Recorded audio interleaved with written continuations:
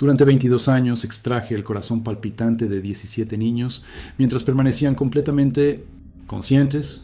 Sus gritos de agonía purificaban mi alma mientras yo devoraba sus órganos frescos en ceremonias sagradas que realizaba cada miércoles de luna nueva en las catacumbas bajo mi iglesia. Vázquez dirigía la parroquia más respetada de Tlaxcala desde 1965. El olor a incienso de copal siempre impregnaba sus vestimentas. Lo que estás a punto de escuchar es extremadamente perturbador, sangrienta y completamente real. Si tienes estómago sensible, te recomiendo abandonar este video ahora. Para los valientes que se queden, escriban en los comentarios la hora exacta y la ciudad desde donde están viendo esto. ¿Qué lleva a un hombre de Dios a convertir su altar en una mesa de carnicería humana? Los registros carbonizados del Archivo Municipal de Tlaxcala revelan testimonios que la iglesia intentó borrar. Documentos que ningún obispo quiere que leas. Confesiones grabadas que destrozan cualquier fe en la humanidad. Durante 22 años, Vázquez operó bajo la máscara perfecta del clérigo devoto. Los domingos predicaba sobre el amor divino mientras planificaba su próximo festín sagrado. Sus feligreses lo adoraban. Las autoridades lo respetaban. Nadie sospechaba que las misas nocturnas de los miércoles escondían algo más siniestro que oraciones. El olor a incienso de copal se volvía más intenso cada vez que seleccionaba una nueva víctima. María Guadalupe Hernández dirigía el orfanato San José desde 1979. Una mujer de 50 años con manos callosas y corazón bondadoso. Nunca entendió por qué el obispo visitaba el orfanato siempre durante las noches de luna nueva. Tampoco por qué siempre pedía ver a los niños más pequeños, los más vulnerables, los que nadie reclamaría. Necesito evaluar su desarrollo espiritual, decía Vázquez con una sonrisa que nunca llegaba a sus ojos. Los registros muestran un patrón escalofriante. Entre 1965 y 1987, 17 niños desaparecieron del orfanato San José, todos entre 5 y 10 durante años. Visitas del obispo, todos en noches sin luna. Guadalupe comenzó a anotar las fechas en un cuaderno secreto. Algo no encajaba. Los niños que el obispo llevaba para retiros espirituales especiales nunca regresaban. Las excusas cambiaban constantemente.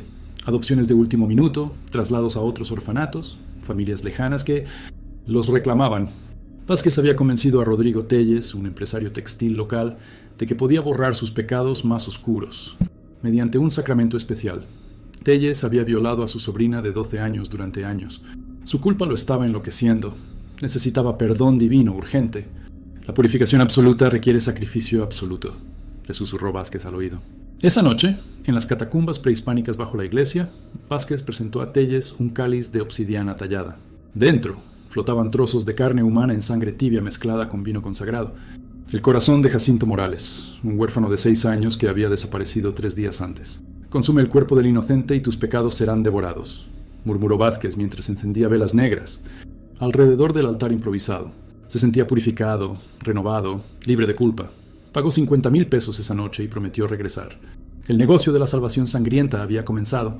Durante los siguientes años, Vázquez perfeccionó su método con cada una de las víctimas que seguirían. Desarrolló un protocolo detallado para cada tipo de pecado. Los adúlteros necesitaban consumir riñones. Los asesinos requerían hígado. Los violadores debían tragar corazones completos. Cada órgano tenía su función purificadora específica. Cada ritual su precio exacto. La lista de clientes creció rápidamente.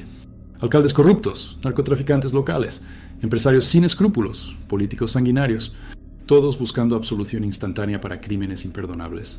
Vázquez documentaba cada procedimiento en códices ilustrados con tinta roja. Dibujos detallados de mesas de mármol con canales de drenaje, instrumentos quirúrgicos bendecidos con agua santa, sistemas de poleas para suspender víctimas sobre altares profanos. El olor a incienso de copal siempre precedía la llegada de nuevas víctimas a las catacumbas. Ramón Esquivel trabajaba como sacristán desde 1970, un hombre nervioso con tics faciales que se intensificaban cada miércoles por la noche. Sabía que algo terrible ocurría en las catacumbas, pero el miedo lo paralizaba. Vázquez le había advertido que hablar significaría condenación eterna. Una noche de marzo de 1985, Esquivel decidió espiar. Se escondió detrás de una columna de piedra volcánica mientras observaba la ceremonia más grotesca de su vida. Vázquez había drogado a una niña de 8 años con una mezcla de sedantes y la mantenía suspendida sobre un altar de obsidiana. 5 hombres encapuchados rodeaban la mesa, esperando su turno para consumir. «La pequeña esperanza nos dará esperanza», murmuró Vázquez mientras afilaba un bisturí ceremonial. Esquivel vio cómo el obispo realizaba incisiones precisas mientras la niña aún respiraba. Extrajo el corazón palpitante y lo dividió en 5 porciones iguales. Los hombres masticaron lentamente mientras Vázquez recitaba salmos en latín invertido. La imagen de esos dientes manchados de sangre perseguirían a Esquivel hasta su muerte por infarto en 1992. Esperanza Ruiz tenía 8 años cuando desapareció del orfanato San José. Oficialmente, una familia de Puebla la había adoptado. Extraoficialmente, su corazón fue dividido entre 5 hombres encapuchados en las catacumbas de San Bartolomé. Sus restos fueron arrojados a un pozo abandonado en las afueras de Tlaxcala, junto con los huesos de las otras víctimas anteriores. Los testimonios fragmentados de sobrevivientes describen un infierno subterráneo que superaba cualquier pesadilla humana. Celdas de piedra de 2 metros por 2 metros donde Vázquez mantenía hasta 8 niños simultáneamente durante semanas enteras. Las víctimas eran inicialmente sometidas a rituales de preparación espiritual, que comenzaban con sesiones de tortura psicológica. Vázquez las obligaba a confesar pecados inventados mientras las flagelaba con un látigo de cuero bendito. Deben purificarse antes de purificar a otros, repetía obsesivamente. Los alimentaba exclusivamente con hostias bendecidas mezcladas con su propia orina para purificar su esencia desde adentro. El agua que les daba estaba contaminada con sedantes que las mantenían dóciles pero conscientes de cada segundo de tormento. Durante los primeros días, Vázquez realizaba exámenes de pureza que consistían en violaciones sistemáticas mientras grababa los llantos en cintas magnéticas que reproducía durante las misas dominicales a volumen apenas audible para bendecir la congregación con lágrimas de inocencia. Creía fervientemente que el terror y el sufrimiento prolongado incrementaban las propiedades sagradas de los órganos, que posteriormente extraería. Desarrolló una técnica que denominaba el despertar sagrado. Combinaba estimulantes cardíacos con anestésicos locales que bloqueaban el dolor, pero permitían que las víctimas sintieran cada incisión, cada corte, cada extracción. Los mantenía completamente conscientes mientras sus órganos eran removidos uno por uno. El alma debe presenciar su propia purificación, escribió en sus códices ilustrados con dibujos que mostraban procedimientos quirúrgicos realizados sin anestesia general. Las víctimas podían ver sus propios corazones palpitando en las manos de Vázquez antes de perder la conciencia, definitivamente. Podían escuchar los sonidos de masticación mientras sus órganos eran consumidos por los clientes que pagaban por absolución instantánea. Los gritos de agonía que se filtraban desde las catacumbas eran interpretados por los vecinos como cantos gregoriano, muy intensos durante las oraciones nocturnas del obispo. En 1986, Laura Morales llegó a Tlaxcala como investigadora forense del Ministerio Público, una mujer brillante de 35 años con un doctorado en criminalística. Su primera misión oficial fue investigar las desapariciones sistemáticas de menores en la región.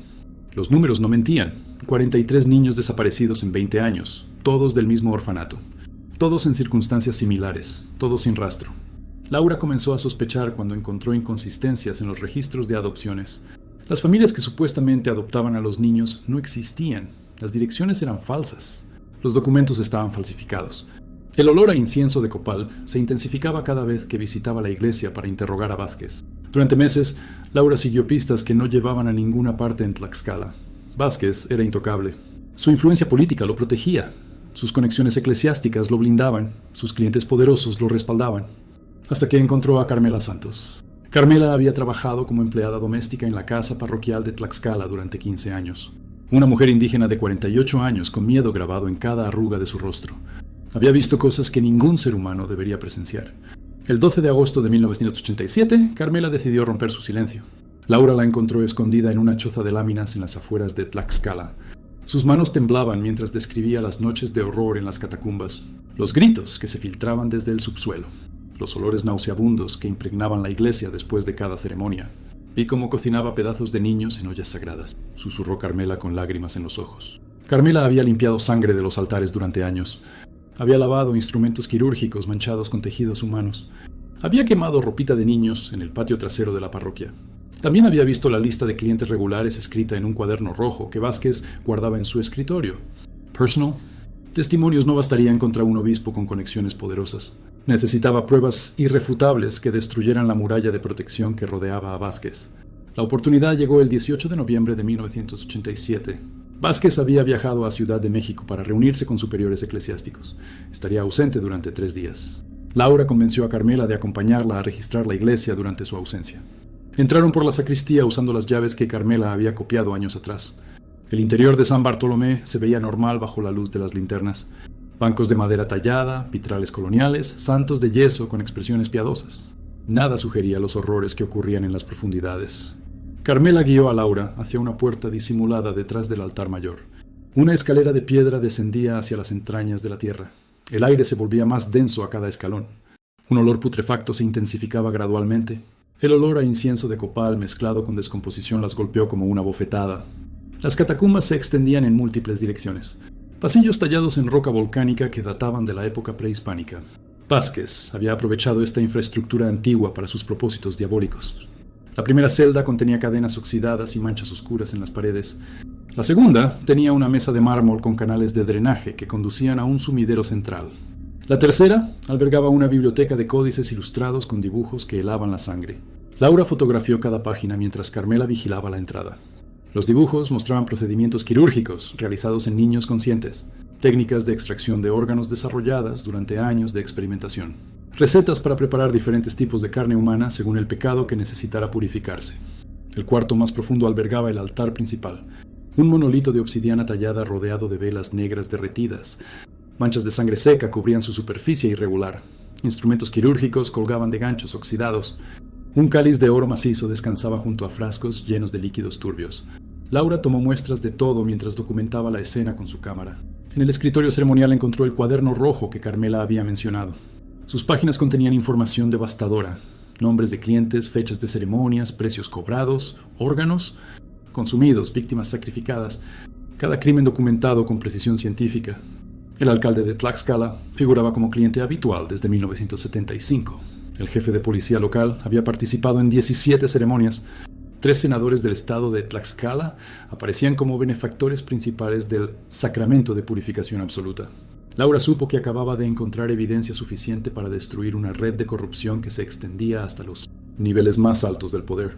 También encontró algo más perturbador: referencias a otros clérigos en diferentes parroquias de Tlaxcala que replicaban los métodos de Vázquez, una red de canibalismo sagrado operando bajo protección eclesiástica que se extendía por toda la región. Carmela gritó desde el pasillo. Habían escuchado pasos en la iglesia superior. Laura guardó rápidamente las fotografías y muestras mientras Carmela apagaba las linternas. Subieron silenciosamente por la escalera de piedra, pero los pasos se acercaban hacia el altar mayor. Vázquez había regresado antes de lo previsto. Laura y Carmela se escondieron detrás de una columna, mientras el obispo encendía velas ceremoniales. No venía solo. 5 hombres encapuchados lo acompañaban, arrastrando un bulto que se movía y emitía gemidos amortiguados. Era un niño de aproximadamente 7 años. Nueva ceremonia de purificación programada. El mismo ritual sádico que había ocurrido durante 22 años. Vázquez comenzó a descender hacia las catacumbas con su víctima y los clientes. Laura sabía que presenciar la ceremonia podría proporcionarle evidencia definitiva, pero también podría costarle la vida. En el altar de obsidiana, Vázquez preparó al niño con el mismo protocolo que había perfeccionado durante décadas. Sedantes para mantenerlo dócil pero consciente. Ataduras para inmovilizarlo completamente. Oraciones en latín invertido para santificar el sacrificio. Patricio nos dará fortaleza contra la tentación, murmuró mientras afilaba el bisturí ceremonial. Los 5 clientes rodearon el altar con expresiones de hambre y expectación. Laura los identificó uno por uno: el alcalde, 2 empresarios locales, un juez federal y un coronel del ejército. Vázquez realizó la primera incisión en el pecho del niño. El grito de agonía resonó por toda la catacumba como el lamento de un alma en el infierno. Laura tuvo que cubrirse la boca para no vomitar mientras fotografiaba la escena desde su escondite. Vázquez extrajo el corazón palpitante con movimientos precisos y lo dividió en 5 porciones iguales. Los clientes masticaron lentamente mientras el niño agonizaba sobre el altar profano. Laura había documentado el crimen más atroz de la historia moderna de México, pero cuando intentó salir de las catacumbas, descubrió que Carmela había desaparecido. Los pasos que se acercaban por el pasillo principal le confirmaron lo peor: habían sido descubiertas. Vázquez apareció detrás de ella con una sonrisa que destilaba maldad pura. «Bienvenida a mi santuario, señora investigadora», dijo mientras sus cómplices la rodeaban. Laura comprendió que se había convertido en la próxima víctima del obispo caníbal. Sus fotografías y evidencias serían destruidas. Su muerte se atribuiría a un accidente durante la investigación. Pero había cometido un error fatal. No había informado a nadie sobre su infiltración nocturna a la iglesia. No había copias de seguridad. No había respaldo externo. Había actuado por impulso, guiada únicamente por su obsesión de conseguir evidencia definitiva. «Señora investigadora forense», murmuró Vázquez acercándose lentamente. «Sus métodos científicos no podrán salvarla de la purificación que necesita su alma corrupta. El sabor de la carne infantil había despertado en ellos un apetito que solo podría saciarse con más sangre inocente». Vázquez ordenó que la arrastraran hasta una celda especial que reservaba para víctimas adultas. Era más profunda que las otras, tallada directamente en roca volcánica, con cadenas oxidadas que habían aprisionado a testigos incómodos durante décadas. Su proceso de purificación será más largo, explicó el obispo mientras preparaba instrumentos quirúrgicos especiales. Los adultos pecadores requieren sufrimiento extendido para alcanzar el estado de gracia necesario, específicamente para quebrar mentes adultas. Vázquez la mantuvo despierta durante 72 horas continuas mediante inyecciones de anfetaminas mientras la sometía a torturas psicológicas que destruían lentamente su cordura. Confiese sus pecados de curiosidad morbosa, repetía obsesivamente mientras la flagelaba con el mismo látigo que había usado en centenares de niños. La alimentó exclusivamente con trozos de carne humana cruda que identificó como proveniente de sus víctimas anteriores. Está consumiendo la esencia de aquellos cuya muerte causó con su investigación entrometida, le susurró al oído. El proceso de extracción comenzó el 5.º día de cautiverio. Vázquez utilizó su técnica refinada de despertar sagrado en Laura, pero prolongó cada fase para maximizar el sufrimiento. Comenzó extrayendo los dedos uno por uno mientras ella permanecía completamente consciente, explicando cómo cada dedo representaba un pecado específico de su vida profesional.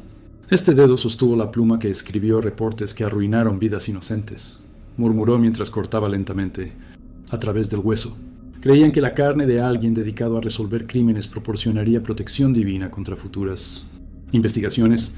Sus últimos pensamientos fueron para los 43 niños, cuyos gritos había escuchado resonar en esas mismas catacumbas. Su cuerpo fue descuartizado meticulosamente y sus restos distribuidos entre los 5 clientes que participaron en la comunión de la investigadora. Los huesos fueron molidos y mezclados con incienso de copal para ceremonias futuras. Ramón Esquivel encontró fragmentos de su identificación oficial quemándose en el patio trasero de la parroquia 3 días después, pero el miedo lo paralizó tanto que nunca reportó el hallazgo a las autoridades. La desaparición de Laura Morales fue oficialmente reportada como abandono voluntario de funciones, después de que no se presentara a trabajar durante una semana. Sus superiores asumieron que había renunciado bajo presión debido al estrés de investigar casos de menores desaparecidos. Su automóvil fue encontrado estacionado en una terminal de autobuses en Puebla, con una nota falsificada que indicaba su intención de comenzar una nueva vida lejos de la criminalística. La caligrafía había sido perfectamente imitada por Vázquez, quien tenía experiencia falsificando documentos eclesiásticos. Carmela Santos permanecía encadenada en las catacumbas, presenciando diariamente los preparativos para nuevas ceremonias. Vázquez la mantenía viva como testigo forzado de su obra, obligándola a limpiar la sangre después de cada ritual y preparar los órganos según recetas específicas que había perfeccionado durante décadas. «Usted será mi asistente hasta que encuentre su reemplazo», le había dicho mientras la marcaba con hierros calientes, que identificaban su nueva función como sacristana de la purificación absoluta. El negocio continuó expandiéndose sin interferencias durante los siguientes años. La lista de clientes creció para incluir narcotraficantes internacionales, empresarios multinacionales y políticos federales que viajaban específicamente a Tlaxcala para participar en las ceremonias de absolución sangrienta. La red de Vázquez operó sin obstáculos hasta 1994, cuando una investigación federal independiente descubrió irregularidades financieras en las cuentas bancarias de la parroquia de Tlaxcala. Transferencias millonarias de origen desconocido habían estado fluyendo hacia San Bartolomé durante décadas. La intervención llegó demasiado tarde para Laura y para los 87 niños adicionales que habían desaparecido después de su muerte. Vázquez había perfeccionado sus métodos hasta convertir las catacumbas en una fábrica de horror que operaba con eficiencia industrial. Cuando las fuerzas federales allanaron finalmente la iglesia, encontraron evidencias que superaban sus peores expectativas. Los códices ilustrados documentaban cada víctima con precisión científica. Las cintas magnéticas contenían grabaciones de agonías que helaban la sangre de los investigadores más experimentados. Carmela fue encontrada viva, pero completamente enloquecida después de 7 años de cautiverio. Su testimonio fragmentado reveló detalles que ningún tribunal quiso escuchar completamente. Murió en un hospital psiquiátrico 6 meses después, susurrando constantemente nombres de niños en idiomas que nadie pudo identificar. Vázquez fue arrestado junto con 24 cómplices que incluían las más altas autoridades políticas de Tlaxcala y funcionarios eclesiásticos regionales. Durante los interrogatorios, el obispo perdió gradualmente el control motor y desarrolló síntomas neurológicos que los especialistas asociaron con el consumo prolongado de tejido nervioso humano. Los análisis médicos revelaron la presencia de priones humanos en su sistema digestivo, evidencia irrefutable de canibalismo sistemático durante décadas. Su paranoia se intensificó hasta el punto de la demencia completa, pero sus confesiones grabadas proporcionaron mapas, detallados de fosas comunes que contenían restos de más de 200 víctimas. Las fuerzas demoníacas me persiguen por haber profanado el sacramento verdadero, murmuraba mientras se arrancaba mechones de cabello. Pero los niños me susurran secretos desde el infierno. Me dicen dónde encontrar más carne pura, enfermedad degenerativa que destruyó su sistema nervioso. Pero sus revelaciones finales sugieren que la red de canibalismo sagrado se extendía mucho más allá de Tlaxcala.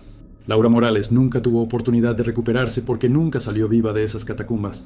Su muerte se convirtió en parte del ritual más elaborado que Vázquez había realizado hasta esa fecha. Sus órganos fueron preservados en frascos especiales que el obispo guardaba como trofeos de su triunfo sobre la justicia terrenal corrupta. Los fragmentos de identificación que Ramón Esquivel encontró quemándose fueron los únicos restos de la investigadora que llegaron a la superficie. Su familia nunca supo qué le había ocurrido realmente. Su madre murió en 2003, esperando noticias de su hija desaparecida. El juicio contra los cómplices de Vázquez se prolongó durante años, debido a las influencias políticas involucradas. Varios testigos murieron en circunstancias sospechosas. Evidencias clave desaparecieron misteriosamente de los archivos judiciales. Solo 3 de los 24 arrestados fueron condenados a prisión. Los demás compraron su libertad mediante sobornos o conexiones políticas que llegaban hasta la capital del estado. La justicia tlaxcalteca demostró una vez más su capacidad para proteger a los poderosos sin importar la gravedad de sus crímenes. María Guadalupe Hernández se suicidó 6 meses después, incapaz de superar la culpa por haber entregado inconscientemente a tantos niños a su verdugo.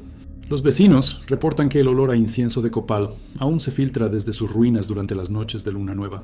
Las catacumbas fueron selladas con concreto, pero los trabajadores de construcción se negaron a terminar el trabajo, después de escuchar voces infantiles que pedían ayuda desde las profundidades.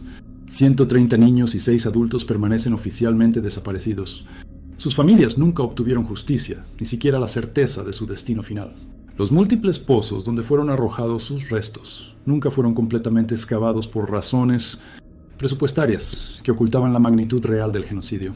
Los expedientes del caso fueron clasificados como alto secreto y trasladados a archivos federales que permanecen inaccesibles para investigadores independientes. Las cintas magnéticas con las confesiones de Vázquez fueron supuestamente destruidas en un incendio accidental en Pirinmerin 1995. Pero copias parciales circulan en mercados negros donde coleccionistas de material extremo pagan fortunas por escuchar los testimonios más perturbadores de la historia criminal mexicana. En esas grabaciones, Vázquez describe con escalofriante detalle cada técnica de tortura que desarrolló durante 30 años de experimentación en víctimas humanas, sus métodos para prolongar la agonía, para maximizar el terror, para extraer órganos de personas conscientes, para preparar carne humana según diferentes recetas sagradas. Las grabaciones incluyen también los gritos de fondo de víctimas siendo torturadas mientras Vázquez dictaba sus memorias. Los llantos de Laura Morales durante sus últimos días de vida forman la banda sonora de las confesiones más detalladas del obispo caníbal. Sus grietas se han extendido gradualmente, como si el metal no pudiera soportar el peso de los horrores que presenció. Durante 22 años, los expertos en metalurgia no logran explicar por qué continúa fracturándose sin causa aparente. Los archivos carbonizados del archivo municipal siguen conservando documentos que ninguna autoridad quiere que leas. Testimonios que destrozan cualquier fe en la humanidad. Confesiones que revelan hasta dónde puede llegar la maldad cuando se disfraza de santidad. ¿Cuántos otros obispos Vázquez operan actualmente en Tlaxcala bajo la protección de sotanas benditas? ¿Cuántos niños más desaparecerán antes de que alguien tenga el valor de abrir las catacumbas que permanecen selladas en Tuezhuinmí? ¿Otras iglesias coloniales de la región? El crucifijo de plata que Vázquez llevaba al cuello durante cada ceremonia nunca fue encontrado entre sus pertenencias. Laura sospecha que continúa colgando del cuello de su sucesor, esperando el momento de reiniciar el sacramento más siniestro de la historia mexicana. Si todos en Tlaxcala sabían que los niños desaparecían cada miércoles de luna nueva durante 30 años consecutivos, ¿por qué nadie cerró las puertas de San Bartolomé? Escribe en los comentarios la hora exacta y la ciudad desde donde estás viendo esta historia completamente real ahora mismo.